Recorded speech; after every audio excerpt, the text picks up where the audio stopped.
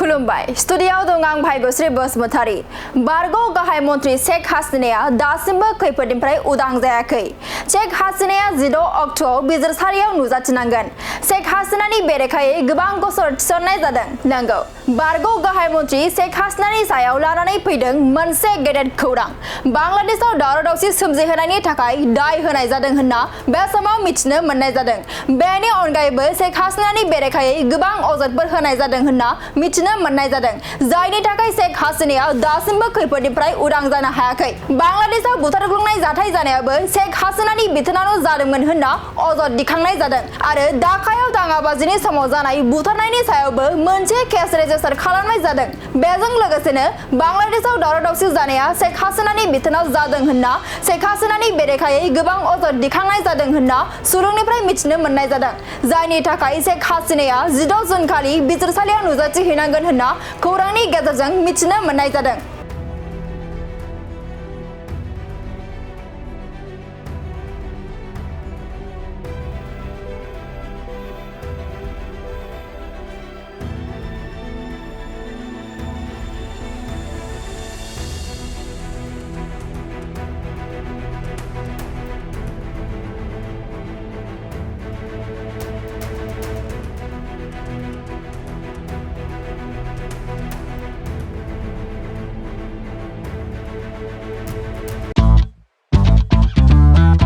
मोनसे गोजोनथाव खौरां। क'क्राझार सहरनि जेडी र'डजों नांजाबनाय सुदेमपुरी गांजेमा बाजाराव थानाय आइ आफा मेडलाइफ बीएम हस्पिटालाव बेराम सोखानो हानायनि गोबां खाबुफोर दं। जेरै नोंथाङा आइ आफा मेडलाइफ बीएम हस्पिटालाव गासै समावनो इमारजेन्सि डक्टर्सफोरखौ एभेलेबल मोननो हागोन।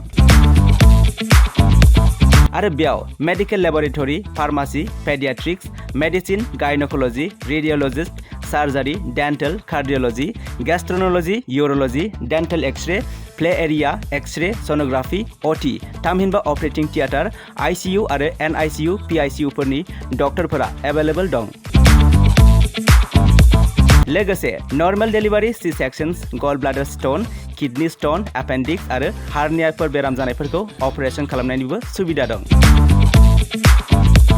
आइ आफा मेडलाइफ बीएम हस्पिटालाव सप्ताफ्रोमबो फार्मासीजों लोगोसे लेबरेटरी आरो सप्ताफ्रोमबो इमारजेन्सि सार्भिसजों लोगोसे 24 घन्टा जेब्लायबो खुलायै थागोन आरो बेयाव लांलाय लाबोलाय खालामनो थाखाय एम्बुलेन्सनि सार्भिसबो थागोन। बेनिखायनो ओनसोलनि सुबुंफोरा बेराम आजारफोरजों भुगिनानै दंब्ला क'क्राझार सहरनि आइ आफा मेडलाइफ बीएम हस्पिटालाव फाहामथाय लाफैनो हागोन। लोगोसे नोंथाङा 9101 655 430 एबा 8822 688 026 बे जानबुं नम्बरनि गेजेरजों थोंजों कल खालामना आबुङै खौरां लाहरनो हागोन।